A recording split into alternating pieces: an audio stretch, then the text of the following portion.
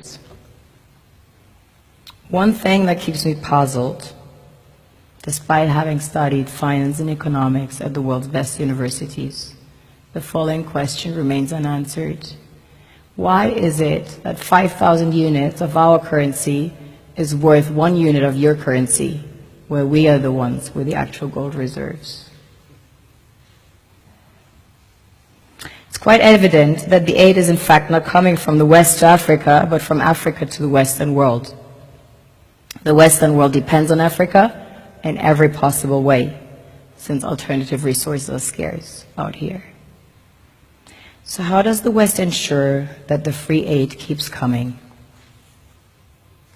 By systematically destabilizing the wealthiest African nations and their systems, and all that backed by huge PR campaigns, leaving the entire world under the impression that Africa is poor and dying and merely surviving on the mercy of the West.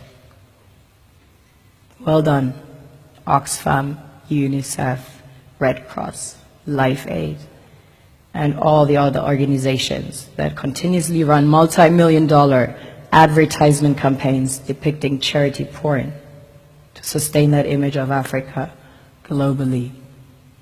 Ad campaigns paid for by innocent people under the impression to help with their donations. While one hand gives under the flashing lights of cameras, the other takes in the shadows.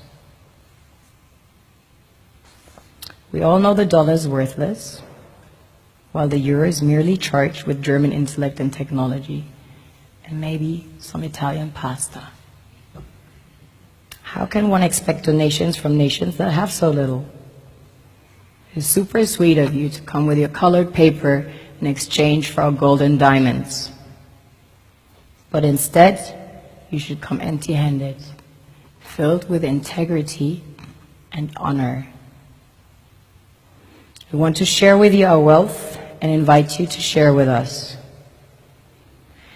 The perception is that a healthy and thriving Africa would not disperse its resources as freely and cheaply, which is logical.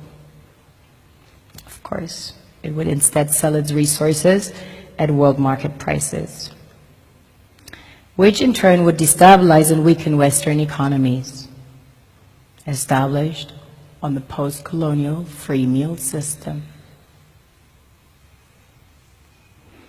Last year, the IMF reports that 6 out of 10 of the world's fastest growing economies are in Africa, measured by their GDP growth. The French Treasury, for example, is receiving about $500 billion year in, year out, in foreign exchange reserves from African countries based on colonial debt they forced them to pay.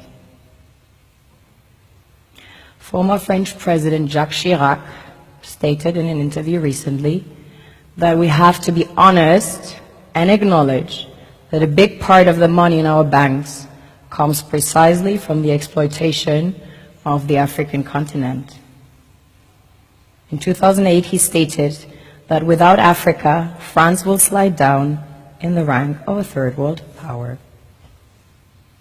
This is what happens in the human world, the world we have created.